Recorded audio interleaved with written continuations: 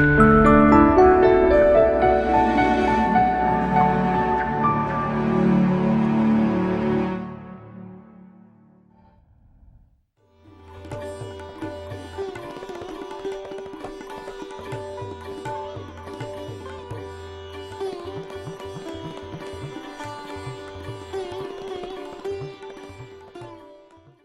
सां गॾु आहे हिन दिल्लीअ जे सरज़मीन ते डिफेंस जो हिकिड़ो साथी विंग कमांडर असांजो नंदलाल जोतवानी साहिबु।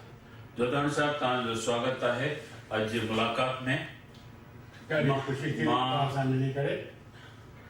मां चाहींदुसि त पहिरीं सभ खां अॻु असांजा दर्शक, असांजा नाज़रीन इहो ॼाणणु चाहिनि त तव्हां डिफेंस में कीअं पहुता? दरअसल यह हिकिड़ी इंट्रेस्टिंग ऐं दिलचस्प कहानी आहे। मां जॾहिं दिल्ली यूनिवर्सिटी मां अंग्रेजी में MA कई, उन खां पोइ मां सिधो मूंखे UGC स्कॉलरशिप मिली, यूनिवर्सिटी ग्रांट्स कमीशन जी scholarship as a research fellow. Research fellow थी करे मां डेकन कॉलेज पूना में हुयुमि। डेकन कॉलेज तमामु मशहूरु कॉलेज आहे जी, बिल्कुलु लिंग्विस्टिक्स में। यस यस। ऐं इन जो दर्जो त डीम्ड यूनिवर्सिटी आहे अॼुकल्ह। डेकन कॉलेज पूना में मूं सिंधी ऐं अंग्रेजी डिक्शनरीअ ते कमु कयो। मूंसां गॾु डॉक्टर लक्ष्मण खूबचंदाणी, हू पंहिंजे हैसियत में सुठो लिंग्विस्ट आहे। त असां सिंधी इंग्लिश डिक्शनरी ठाहे रहिया हुआसीं। उन में हिकु तमामु सुठो फीचर उन में असीं गॾु कयोसीं, फोनोलॉजिकल ट्रांसक्रिप्शन सां गॾु। त जेको असीं उचार कयूं था, उहो उचार फोनेटिकली असां उन में रखियोसीं डिक्शनरी में, त जीअं पतो पए, जेको बि डिक्शनरी रेफर करे थो उनखे पतो पए त उनखे कीअं उचारजे। छाकाणि साउंड्स जेके थींदा आहिनि एक्सप्लोसिव साउंड्स थींदा आहिनि, पर असां सिंधीअ में हिकिड़ी तमामु ख़सूसियत इहा आहे असांजी ॿोलीअ जी, त असांखे ॾ, ग, ब, य इहे 4 साउंड्स जेके आहिनि से इम्प्लोसिव आहिनि। एक्सप्लोसिव साउंड्स में असीं हवा ॿाहिरि कढूं था, इम्प्लोसिव साउंड्स में असीं हवा अंदरि खणूं था। बराबरि। त असां उहो ट्रांसक्रिप्शन सां गॾु, फोनेटिक ट्रांसक्रिप्शन सां गॾु सभई लफ़्ज़ रखियासीं। असां 20,000 मुंहिंजे ज़माने में मां आइटम्स लेक्सिकोग्राफिकल आइटम्स गॾु कया, लफ़्ज़ गॾु कया। In university grants commission J scholarship हूंदे एयरफोर्स जो मूं ॾिठो त एडवर्टाइज़मेंट आई। ओके, उन दौर में डेकन कॉलेज में हुयुमि, त उन्हनि खे खपंदा त असांखे एजुकेशनल एडमिनिस्ट्रेटर्स खपनि, जेके एजुकेशन ते एडमिनिस्ट्रेशन कनि, असांजी रहनुमाई कनि, एयरफोर्स में एजुकेशनल ट्रेनिंग ॾिसनि। त छाकाणि त मां शिक्षा जे फील्ड में आहियां, मुंहिंजो वालिद जेको मुंहिंजो पिताजी वाजूमल जोतवानी तमामु सुठो शिक्षा शास्त्री हो। मुंहिंजो वॾो भाउ डॉक्टर मोतीलाल जोतवानी, जंहिंसां ख़ुशकिस्मती सां मुंहिंजो बि सुठो रस्तो रहियो, ऐं तव्हांजे वालिद साहिब सां मुंहिंजे नाना साहिब जो बि सुठो रस्तो रहियो, तोताराम जेठवानी। तमामु सुठी ॻाल्हि आहे। ऐं दरअसल डॉक्टर मोतीलाल जोतवानी त पंहिंजे सिंधी समाज में उन्हनि जो पंहिंजो मुक़ाम आहे।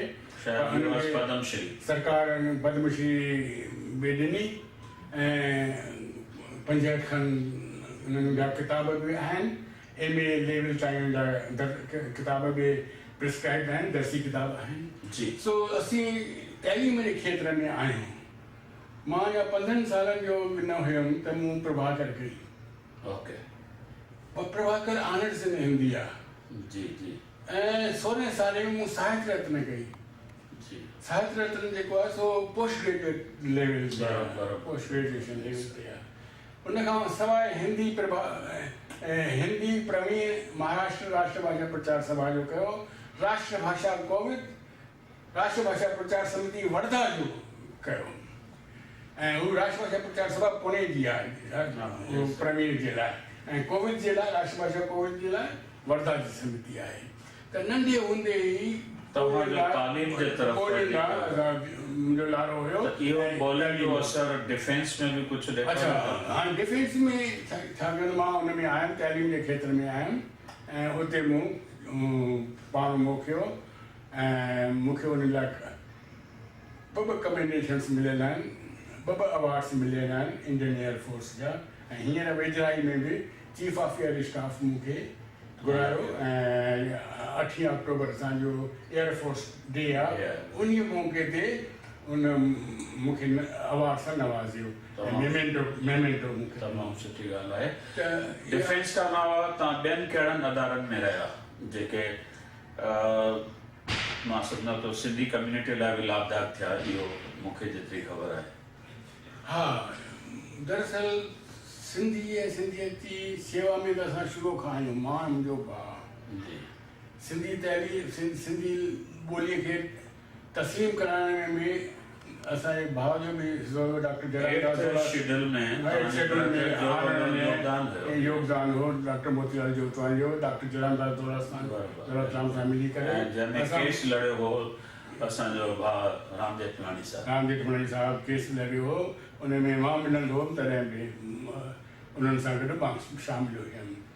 त सिंधियत जे लाइ ॾाढी मुंहिंजी पहिरीं सिंधीअ जी कहाणी 1961 में छपी, राजधानी या साहित्यकार किताब में हुई।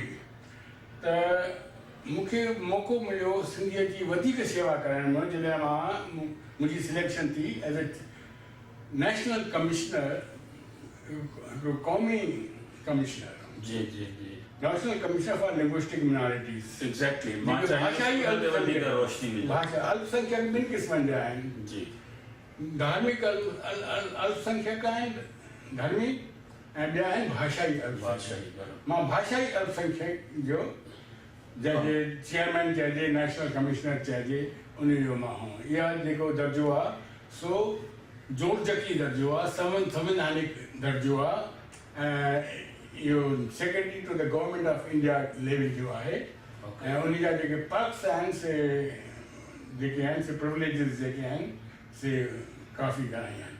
त इन्हनि में मूंखे मौक़ो मिलियो त कीअं मराठी लैंग्वेजिस जेके आहिनि से उन्हनि जो कीअं वाधारो थिए। असांजी सिंधी लैंग्वेज बि माइनॉरिटीअ में काउंट कई वञे थी।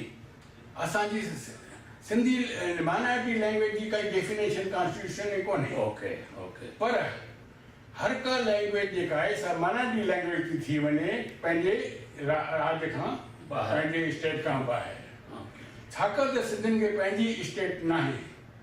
इन करे सिंधी जेका आहे सा सॼे हिंदुस्तान में माइनॉरिटी लैंग्वेज मञी वेंदी, उन में कोई शक कोन्हे। मां पहिरियों कमिश्नर हुउमि जंहिं इहो सर्टिफिकेट ॾिनो, जिन बि सिंधी स्कूल आहिनि ऐं उन्हनि जी मैनेजमेंट मूंखे अप्रोच कयो। बाबा नेबराज स्कूल दिल्ली में एग्ज़ाम्पल आहे, त असांखे कोई माइनॉरिटी दर्जो कोन्हे, त असीं सिंधी लिंग्विस्टिक माइनॉरिटी आहियूं या न आहियूं। जेतोणीकि हिन जी डेफिनेशन संविधान में न ॾिनी वई आहे, तंहिं हूंदे बि मूं सभिनी खे इहो ज़ाहिर कयो सभिनी अॻियां त जेके बि लैंग्वेजिस जेके आहिनि पंहिंजे प्रदेश खां ॿाहिरि माइनॉरिटी लैंग्वेज, ऐं इन तरीक़े सिंधी लिंग्विस्टिक माइनॉरिटी मदद कई। ऐं जिते जिते सिंधी टीचर्स न हुआ, मूं राज्य सरकारुनि खे लिखियो, प्रदेश सरकारुनि खे लिखियो त उन्हनि खे सिंधी टीचर्स अपॉइंट कयो, ऐं उन जा सुठा नतीजा निकिता। जिते सिंधी दर्सी किताब न हुआ, उनखे सिंधी दर्सी किताब मूं ॾिना। ऐं मां पहिरियों कमिश्नर हुउमि जंहिं दूरदर्शन जे लाइ त सिंधीअ खे सिंधी ॿोलीअ में दूरदर्शन जेको हुजे सो चालू कयो वञे। तमामु पुरानी डिमांड आहे, ॾाढी डिमांड आहे। असांखे पंहिंजो सिंधियुनि खे, छाकाणि त मुंहिंजो संवैधानिक पद हुयो, मुंहिंजो जोड़जकी अपॉइंटमेंट हुई, त मुंहिंजो आवाज़ में काफ़ी वज़न हो, इन करे मूं पंहिंजी रिकमेंडेशन में मूं पंहिंजी छा तव्हांजो आवाज़ सरकार जे कननि ते पहुतो, हुनजी का रिज़ल्ट आई, उहो असां ॼाणणु चाहियूं। हा, मूं पंहिंजे 48 रिपोर्ट नंबर 48 जी ऐं रिपोर्ट नंबर 49 ॿिन्ही रिपोर्ट्स में लगातार इहो रिकमेंड कयो भारत सरकार खे त आर्टिकल 29 जेका आहे सा असांखे हक़ु थी ॾे त पंहिंजी ॿोली ऐं पंहिंजी संस्कृति जो फैलाव कयो, उन क़ाइमु दाइमु रखूं ऐं उन जो विकास कयूं। ऐं पंहिंजी ॿोली ऐं संस्कृति जे विकास लाइ ज़रूरी आहे त असांखे उहे जेके आहिनि संसाधन रिसोर्सिस मिलणु घुरिजे। मिले सरकार ॾे। ऐं सिंधी दूरदर्शन सिंधी चैनल बि इन ॾस में हुअणु घुरिजे। ऐं इहा रिपोर्ट जेका आहे सा प्रेसिडेंट ऑफ इंडिया वटि वई। इहा ई रिपोर्ट जेका आहे, ॿई रिपोर्ट्स जेके आहिनि से पार्लियामेंट जे में बि रखियूं वयूं, ॿिन्ही हाउसिस में, लोकसभा में बि राज्यसभा में। ऐं उनजो बि असांखे जवाबु आयो। तव्हां पुछो त उनजो ख़र्च छा निकितो, उनजो जवाबु बि आयो ministry of information and broadcasting में जो त भई हिन वक़्तु असां वटि रिसोर्स क्रंच आहे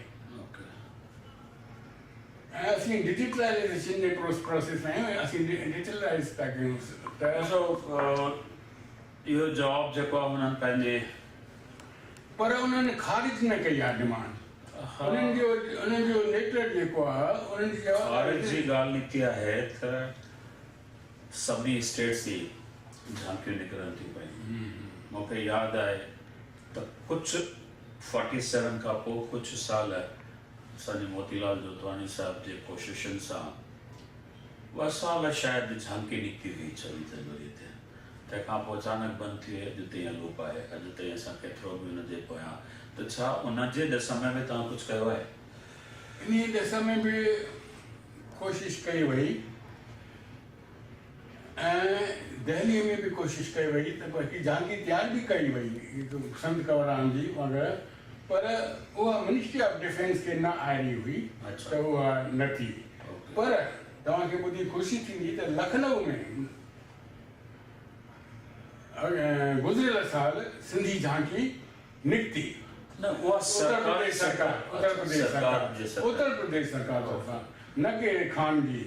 सो इहा हिकिड़ी सुठी ॻाल्हि आहे त उन जी शुरूआत थी चुकी आहे इन्हनि, छाकाणि इन ॾस में असीं कदम खयां आहिनि। जोताणी साहिबु, तव्हांजूं जेके ख़िदमात आहिनि असांजे सिंधी समाज लाइ, न सिर्फ़ु सिंधी समाज लाइ पर पूरे विश्व लाइ, असांजे पूरे हिंदुस्तान जे लाइ, उहे ख़िदमात तमामु तमामु बहितरीनु आहिनि। ऐं मां भायां थो त इहे तव्हांजूं कयल ख़िदमात इतिहास में बि जुड़ी चुकिया आहिनि। अॼु सिंधी समाज जंहिं मोड़ ते आहे जो पंहिंजे घर में बि ॿारनि खे ॿुधाइणो पए थो त बचो असां सिंधी आहियूं, असांजी ॿोली सिंधी आहे, असांजो वतन सिंध हो। उन्हनि में जागृता आणण लाइ, उन्हनि में अवेयरनेस आणण लाइ छा के सेमिनार्स या के गॾजाणियूं या के मीटिंग्स तव्हां ऑर्गेनाइज़ कयूं आहिनि? तमामु सुठो सुवालु पुछो। इहो सुवालु मूंखे बि ॾाढो परेशान करे रहियो आहे ॿोली जो। दरअसल ॿोली तेसि ताईं ज़िंदा रहंदी जेसि ताईं उन जा ॻाल्हाईंदड़ हूंदा। बराबरि। जेकॾहिं ॿोली जा ॻाल्हाईंदड़ ई न हूंदा, असीं सिंधी ॿोली न ॻाल्हाईंदासीं, न घर में था ॻाल्हायूं, न ॿारनि सां था ॻाल्हायूं, न तइलीम था वठूं सिंधी ॿोलीअ में, न तइलीम था वठूं। असां वटि असांजा जेके संवैधानिक अधिकार त घणा ई आहिनि, असीं लिंग्विस्टिक माइनॉरिटी आहियूं, असां वटि संसाधन बि घणा ई आहिनि।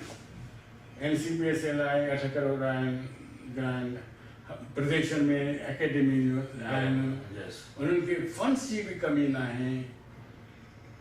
पर तंहिं हूंदे बि दरअसल असां जी ॿोली जेका आहे सा बिल्कुलु इंडेंजर्ड लैंग्वेज आहे। यूनेस्को बि हिनखे इंडेंजर्ड लैंग्वेज करे लिखियो आहे। इन ॾस में कमु करण जी ज़रूरत आहे। मां त दरअसल जॾहिं मां स्टैनफोर्ड यूनिवर्सिटी में हुयुमि, इंडियन कल्चर 2004 जी ॻाल्हि आहे त उतां मां उनजी लाइब्रेरी में मां सिंधी किताब शाह लतीफ़ वग़ैरह ते मां उते जोड़ाया छाकाणि त सिंधी लैंग्वेज जो प्रचार प्रसार थिए। हिकु साल लाइ मां विज़िटिंग फेलो थी रहियुमि स्टैनफोर्ड यूनिवर्सिटी मूंखे विज़िटिंग फेलो जो दर्जो ॾिनो अमेरिका में। त हींअर मां हमेशह जिते बि मूंखे सेमिनार थींदो आहे त मां इहा ॻाल्हि हमेशह चई आहे। मां त शुरू खां ई दरअसल तव्हांखे त ॼाण आहे त जॾहिं रसालो निकिरंदो हो पंहिंजो बुढ़ाई साहिबु बराबरि उनमें तव्हांजो सिंधियन हा सिंधियत ते मुंहिंजो कालम रहंदो हो बाक़ाइदा ऐं मां सभिनी खे इन रस में सुझाव पियो कयां त तव्हां सिंधी ॻाल्हायो। हाणे सिंधी तइलीम जी जेका आहे दुर्दशा जेका आहे सा हिन रीति आहे। मां 2010 में हिकिड़ो सर्वे कयो जी। मूं ॾिठो सर्वे में त जेको सिंधी लैंग्वेज सिंधी जेका भाषा आहे सो मीडियम तौरु कहिड़नि स्कूलनि में पढ़ाई थी वञे। दिल्लीअ में मूं ॾिठो त हिकु स्कूल आहे उन जा स्टूडेंट्स 449 ऐं टीचर्स 6। महाराष्ट्र में तव्हांजे महाराष्ट्र में 24 स्कूल आहिनि जेके सिंधी मीडियम में पढ़ाइनि था ऐं स्टूडेंट्स जेके आहिनि जेके शागिर्द आहिनि से आहिनि 4949 ऐं उस्ताद आहिनि 188। गुजरात में 36 स्कूल 5188 शागिर्द ऐं उस्ताद 230। राजस्थान में 3 स्कूल ऐं घणी संख्या आहे असांजे ॿारनि जी 51 ऐं टीचर्स घणा आहिनि 6। मध्य प्रदेश स्कूल 3 जेके सिंधी मीडियम में पढ़नि था ॿार 385 ऐं जेके टीचर्स अध्यापक 17। इन रीति सॼे हिंदुस्तान में मां जूनियर सेकेंडरी लेवल ताईं जो ॻाल्हि कयां हायर एजुकेशन 67 स्कूल आहिनि ऐं 11,022 स्टूडेंट्स आहिनि ऐं 447। भारत में पॉपुलेशन घणी आहे सिंधियुनि जी? असांजे भारत में पॉपुलेशन 2011 के सेंसस जे मूजिबि 27 लख 25,000 टोटल आहे। 264 समथिंग त 27 लख। वो थी। आख़िर में मिस्टर जोतवाणी साहब मां तव्हांखां असांजे सिंधी समाज लाइ असांजी यंगर पीढ़ीअ लाइ असांजी ईंदड़ पीढ़ीअ लाइ असांजे नौजवाननि लाइ संदेश चाहींदुसि। तव्हां कहिड़ो पैगाम ॾियणु चाहींदा उन्हनि खे? मुंहिंजो समाज जे लाइ इहो पैगाम आहे पहिरियों त असीं कोशिशि कयूं त ॿोलीअ खे रोज़गार सां जोड़ियूं रोज़ी रोटीअ सां जोड़ियूं। इन ॾिस में असीं कोशिशि कयूं। मूं गवर्नमेंट खे पहिरीं जॾहिं नेशनल कमिश्नर हुयुमि त रिकमेंड कयो आहे त प्रादेशिक जेके सर्विस कमीशन्स आहिनि उन में बि सिंधी रखी वञे। यूपीएससी में त सिंधी क़बूल आहे तस्लीम थियल आहिनि प्रादेशिक में बि उहो हुजे ऐं उहो उन करे इहो मतिलबु तव्हांजो चवणु आहे त असां सिंधी ॿोलीअ खे पंहिंजे रोज़गार सां असांजे धंधे वापार सां बि जोड़ियो। तमामु वॾी महिरबानी। सिंधी इदारा जेके आहिनि उहे थोरा उन त पंहिंजो असां देवनागरी असां लिपीअ ते असीं अॼु पंहिंजी एनर्जी विञायूं था। देवनागरी जेका आहे साइंटिफिक लिपि आहे उन खे अपनायूं ऐं ॿार हिंदी त पढ़नि ई पढ़नि था तंहिं करे पंहिंजी सिंधी ॿोली सिखण में उन्हनि खे वधीक मदद मिलंदी। महिरबानी तव्हां एतिरो समय कढियो तव्हांजी शुक्रिया।